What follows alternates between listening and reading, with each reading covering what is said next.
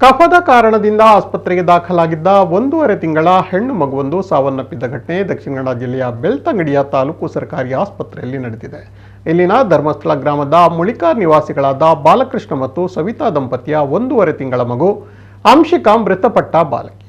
ಈ ವೇಳೆ ಸರ್ಕಾರಿ ಆಸ್ಪತ್ರೆ ವಿರುದ್ಧ ತೀವ್ರ ಆಕ್ರೋಶ ವ್ಯಕ್ತಪಡಿಸಿದ್ದ ಮಗುವಿನ ಪೋಷಕರು ಡಾಕ್ಟರ್ ಇಲ್ಲದ ವೇಳೆ ನರ್ಸ್ ಇಂಜೆಕ್ಷನ್ ನೀಡಿದ ಬಳಿಕ ಮಗು ಸಾವನ್ನಪ್ಪಿದೆ ಎಂದು ಆರೋಪಿಸಿದ್ದಾರೆ. ಮಾಹಿತಿ ತಿಳಿದು ಆಸ್ಪತ್ರೆಗೆ ಆಗಮಿಸಿದ ಮಾಜಿ ಶಾಸಕ ವಸಂತ್ ಬಂಗೇರ್ ಅವರು ಆಸ್ಪತ್ರೆ ಸಿಬ್ಬಂದಿಯನ್ನ ತರಾಟೆಗೆ ತೆಗೆದುಕೊಂಡು ಮಗುವಿನ ಪೋಷಕರಿಗೆ ಸಾಂತ್ವನ ಹೇಳಿದ್ದಾರೆ. ಬೆಳ್ತಂಗಡಿ ಪೊಲೀಸ್ ಠಾಣೆಗೆ ಮಗುವಿನ ತಂದೆ ದೂರನ್ನ ನೀಡಿದ್ದಾರೆ.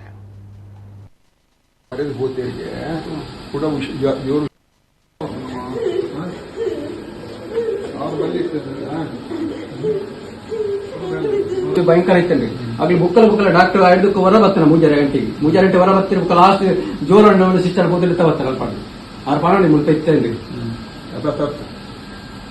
ಪುನಃ ಬರೆದು ಹೋತೇರಿಗೆ ಕೂಡ ಜೋರು ಹುಷಾರಿದ್ದು ಮನೆ ಹಿಡ್ಕೊಂಡು ಬರ್ತಾನ ಸೀರಿಯಸ್ ಆದಿತ್ತಿಲ್ಲ ಆರು ಮುಲ್ಪ ಇದ್ದಾಡಿ ಮುಲ್ಪ ಸಿಸ್ಟರ್ ನಲ್ಲಿ ಮಾತ್ರ ಇರ್ತಾನೆ ಬುಕ್ಕ ಲಾಸ್ಟ್ ಮೂಮೆಂಟ್ ಆರು ಬರ್ತಾನ ಆಗ್ಲ ಚೂರು ಬೇಜವಾಬ್ದಾರಿ ನಿಂಚ ಆಯ್ನ ಖಂಡಿತ ಅವರ